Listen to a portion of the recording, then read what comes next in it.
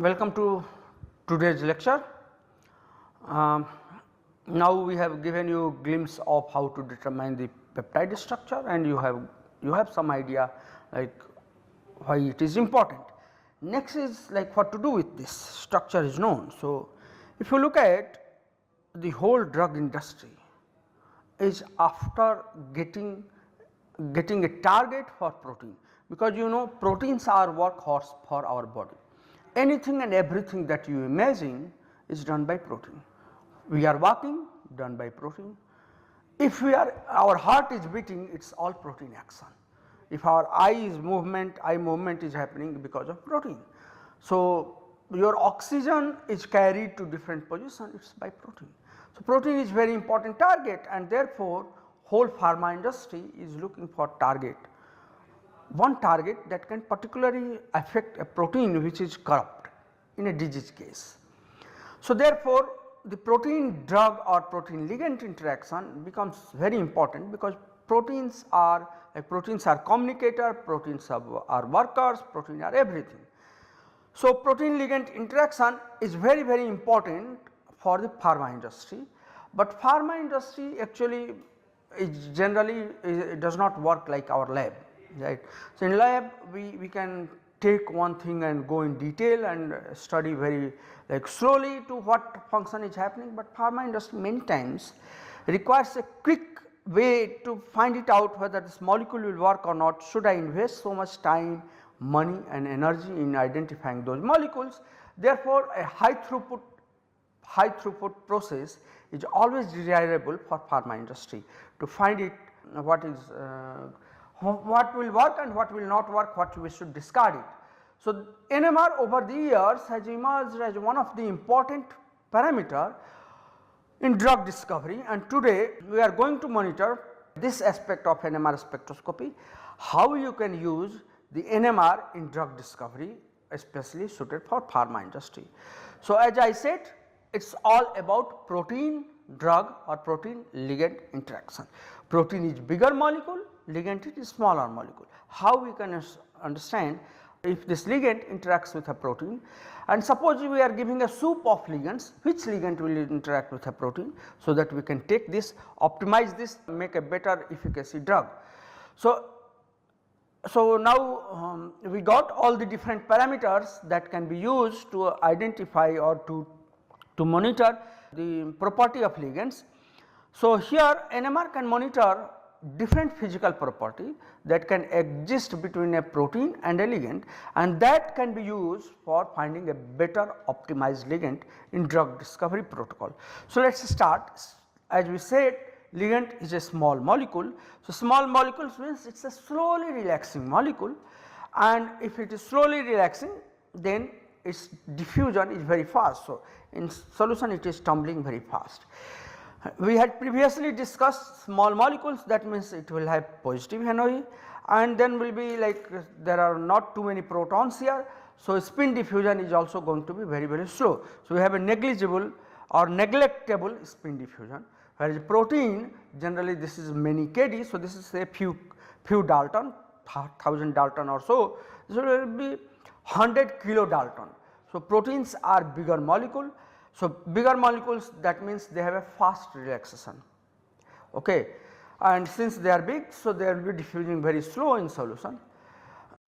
They will have a negative NOE, bigger molecule. If you remember our previous classes, we have discussed that big molecule will have negative NOE, and then small molecules will have positive NOE. And there will be lots of spin diffusion, because the proton network is very dense, and that is how spin diffusion will be quite a bit. So, now suppose this ligand interacts with protein and make a complex. So, now ligand is small, protein is big. So, the resultant complex is going to be big. So, if this resultant complex is big, we have a fast relaxation, it is similar like a protein. It will have a slow diffusion, because molecule now overall molecule has become big, and it will have also negative NOE, and it will have fast spin diffusion. So, it will acquire all the property of a protein molecule. Now, what we are going to do is a concept that we have discussed earlier. So, if you remember, we have said that if two spins are somehow interacting through a space, you perturb this spin, the effect of this perturbation will be seen on that spin, like polarization transfer we had discussed earlier. So, similar concept is going to be used in something experiment called saturation transfer difference NMR spectroscopy, or its in short form it is called STD, saturation transfer difference. So, what we are going to do, suppose our ligand which has some protons and protein which has some protons. So, chemical shift of this proton H is delta A and this chemical shift is delta B. Now, if suppose this is binding in a micromolar range and it is in fast exchange. So, ligand is binding going off in a microsecond time scale or fast exchange. So, that is the complex that we are going to do. So, now suppose we do some experiment as some trick. Suppose two are interacting and we saturate selectively the signal of this, saturate the signal of proteins. The effect of that saturation will be seen on the chemical shift of ligand. Okay. We are saturating protein signal, we are seeing effect of that saturation on ligand signal if these two are interact, and this precise concept is used in a technique called saturation transfer difference. So, now saturation will be transferred if they are in exchange and they are in proximity. If they are not in exchange or if they are not interacting, they are not in close proximity, then effect of saturation on protein will not be transferred on the ligand and they will be not interacting. So, that is what we are doing. So, the Kd of such kind of process should be in micromolar, and size difference between ligand and target should be at least 15 fold. What I mean, if your ligand is say 1000 Dalton, your protein should be more than 15 to 20 kilodalton. If it is more, it is better, otherwise the effect will not be seen. So, 1 Kd is ligand and 15 to 20 kilodalton each protein, then we can do these experiments which is called STD, and binding of this should be around micromolar range. So, you have to have some idea of binding. Now, protein is taken very small concentration, you do not need very large concentration of protein, you just need large concentration of ligand. So, if we take protein concentration say in few micromolar and ligand concentration in millimolar, we can do these experiments. Now, what we are seeing, since this concentration is very low, so we will not get any signal coming out of the protein, we only get signal coming from the ligand. Now, say this is my signal from protein and this is my signal from ligand, I just plotted for, but this signal we are not seeing it, just for representation I plotted it. Now, we are irradiating the signal from protein which is delta B is irradiated, saturated. So, saturation means you are making the population here and here equal, so that means this peak will disappear after saturation. Now, since these two protons are in exchange and also in close proximity, the effect of saturation particularly at this position you are going to see here. Therefore, the intensity of this peak will decrease, intensity of this peak delta A will decrease. So, now by saturation of peak of a protein, effect is seen on the ligand peak and that actually will show up in reduced intensity of the ligand, and this method was developed by a group in Germany and published in Engochem. So, this is called STD. So, let us discuss what actually we are doing here. So, we are saying, say this is protein signal if we take in high concentration. So, this is protein signal. Now, we have to saturate a signal which is not in ligand, because we are selectively saturating now protein signal. So, suppose we are saturating somewhere here quite uphill shifted like -1 -2 ppm, and effect of this saturation we are going to see on the ligand signal. So, this is say our reference spectrum for the ligand, 2 equal intensity peak we are getting. Now we saturated the protein signal and all the protons of the ligand which were in close proximity of the protein, their intensity will decrease. So, here if you look at this intensity has decreased, this has not changed. Now, if we take a difference of these two, then we know that okay, this will cancel it out and only signal from here will appear. So, we know that this proton is interacting, this proton is not interacting. Similar, you can take then another example. Here is a reference spectrum. If there is no STD, means no interaction, then you do not get any effect, and therefore, if you take a difference, you do not get any signal. Okay. So, that is what you see. If it is interacting in the difference spectrum, you will see some peaks. If they are not interacting, that means there is no peaks, there is no peak. That is what easily, just by recording 1D spectrum of ligands in presence of protein, you can find it out whether this ligand is binding to particular protein or not. So, things to remember, we are collecting two experiments. One is reference spectrum where we are not saturating protein signal, one where we are saturating protein signal and recording the spectrum. Now, we are taking the difference of these two, reference spectrum and the saturated spectrum, and if peaks appears, that means we are this ligand bind to that protein and we are getting therefore a signal.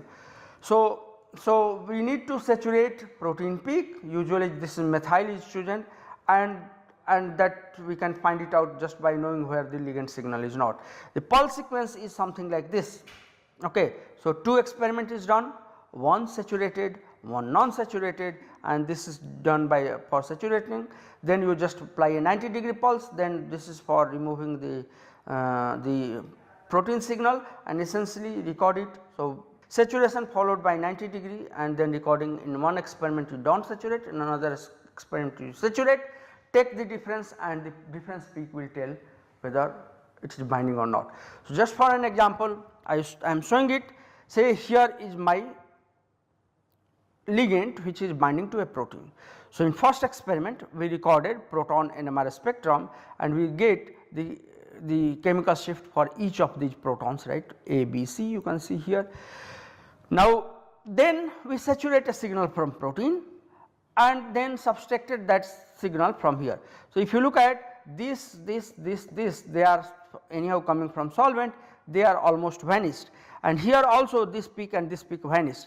However, D, E, B, F, these peaks appears, that means this ligand interact with a protein at D, E, F, these three.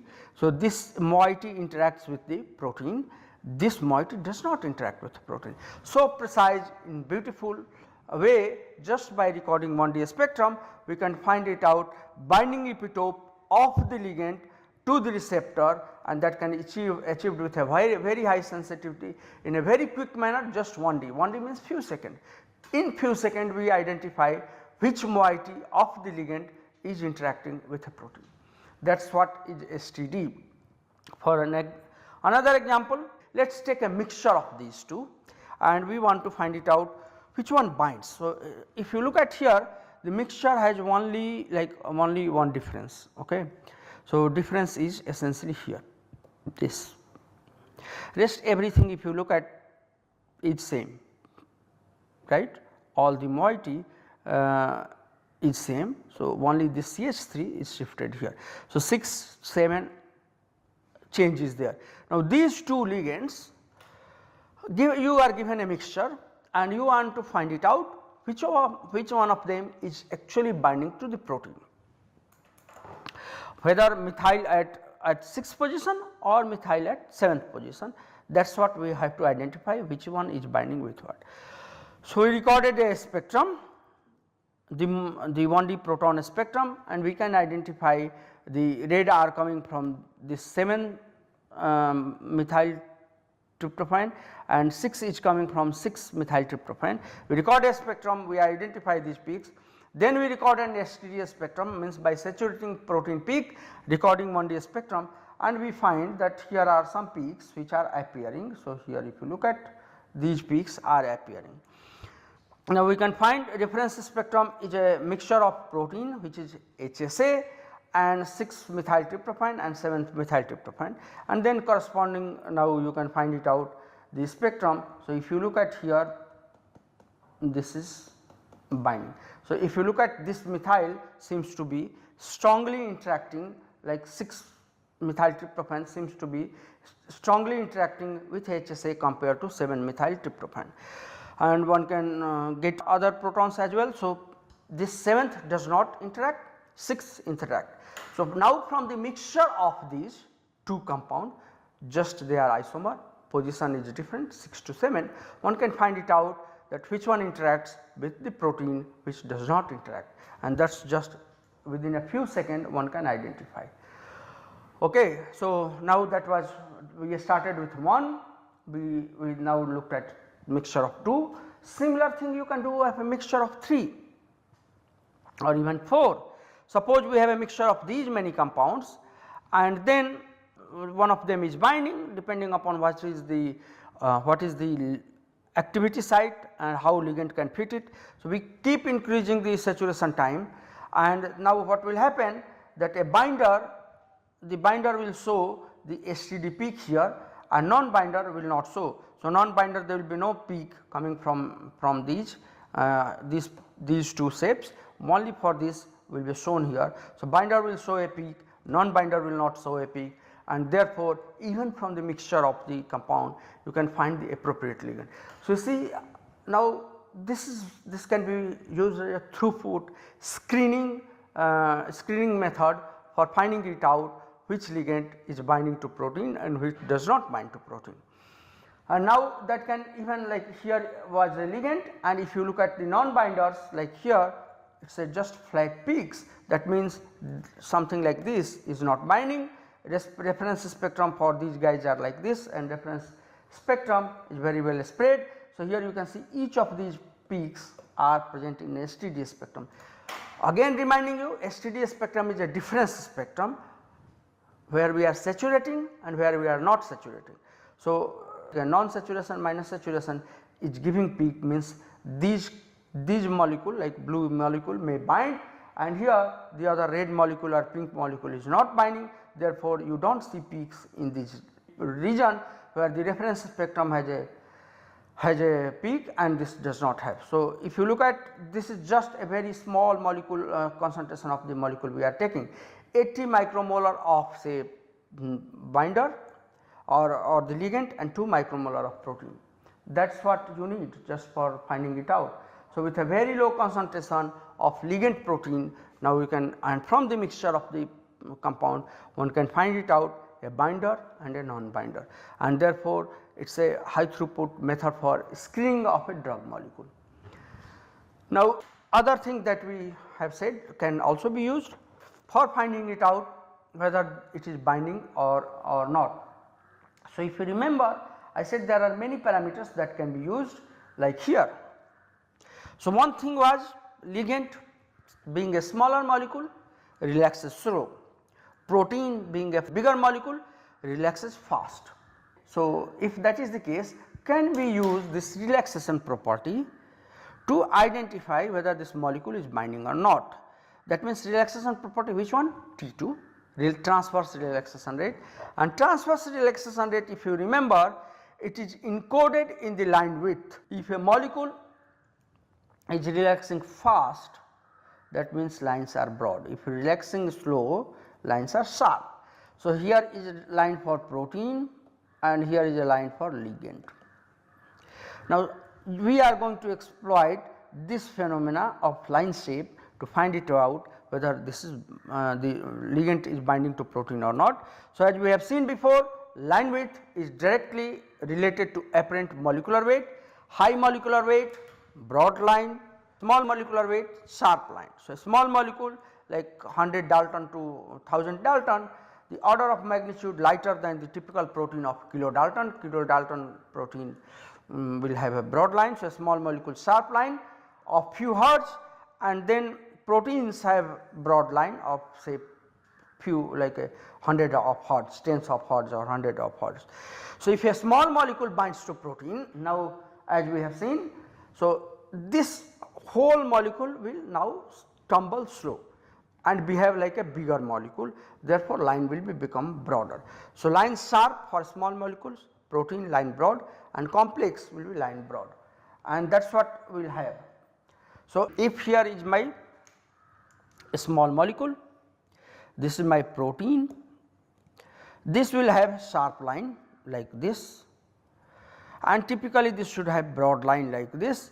So, now if the complex formation happens, because of complex formation, now we are looking at the line of say ligand, which was earlier sharp line, now because now it is slowly tumbling, it gives to broad line. So, line width increases because of binding from narrow to broad. So, it was earlier fast tumbling, now it becomes slow tumbling. So, tumbling also changes, line also changes, and that gives an idea now this ligand is binding to protein. So, upon complexation, one ligand lines will become broader and one can identify just looking at the line whether this is binder or not binder. So, like here the non-binder lines remains same. If suppose this was binder, lines becomes relatively broad, and just looking at the line one can find it out whether it is binder or non-binder. Just by looking at the line one can find it out binder or non-binder. Okay. So, now just we had looked at NMR analysis of ligand protein interaction. Here if you will concentrate it, it is a free compound, we have a free line. So, Kd should be in typically micromolar range, here micromolar range Kd should be, and size difference between ligand and protein, as I was saying, it should be minimum 15-fold. So, ligand line width will change upon binding, and as you keep titrating. So, you have a say 500 micromolar of ligand and just 5 micromolar of protein. Now, you keep titrating it. So, if you keep titrating, what will happen? You just look at this line, follow this line. Now, this line was quite sharp, here two lines are sharp. If you increase here ligand to protein, now if we are coming one to one, line become really broad. So, this says that now this protein ligand interaction is dramatic increase in the line width happens not at the low protein concentration, include that binding is not there. So, if you increase here say ligand, and if you go to ligand protein concentration, line becomes dramatically broad, and that says that this ligand is interacting with a protein. Great. So, application of STD. So, what all you can do by saturation transfer difference, you can essentially determine the Kd of the ligand, dissociation constant. So, you can find it out association constant, dissociation constant kinetics, K off and K on, and then one can find it out any type of receptor in protein, either it is soluble or even membrane integrated. You can find the ligand for a receptor, whether it is integral membrane protein or a soluble protein, one can identify, and even proteins which are embedded on the surface of whole cell, you can analyze by STD NMR and find it out whether there is a ligand for that or not. And one good thing is that you need very less protein concentration, just say about few micromolar or even picomolar is good enough for obtaining the STD NMR signal. Okay. So, that is what you can do by STD NMR application. So, I hope this concept can be used in pharma industry to identify it. So, I will go further and then we find it out. Now, you can detect the ligand binding to a membrane protein in living cell. So, this topic, because this is very interesting, you see the now soluble proteins are okay, you can find it out, but billions of dollar revenue is just by targeting G protein coupled receptor GPCRs, though they mitigate the all signaling, and 30% proteins are actually membrane protein, many of them like GPCRs and all those. So, they are difficult to investigate what is the receptor ligand interaction, because these proteins are not easy to purify. For making it soluble and looking at the binding affinity, they are difficult to purify, difficult to reconstitute and get it for structure determination. So, but STD offers a very quick methods without perturbation of the protein environment to find it out how what will be ligand protein receptor interaction. So, difficult so all the difficulty of associated with membrane protein can be tackled by STD NMR.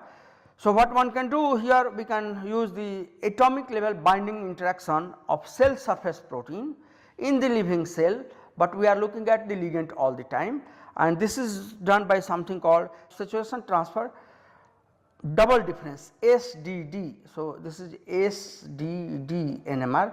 So, now I am going to explain you what actually SDD NMR is, saturation transfer double difference, for studying the membrane embedded protein or protein immobilized on the cell surface and finding the binding epitope on the ligand, how there we are going to do this.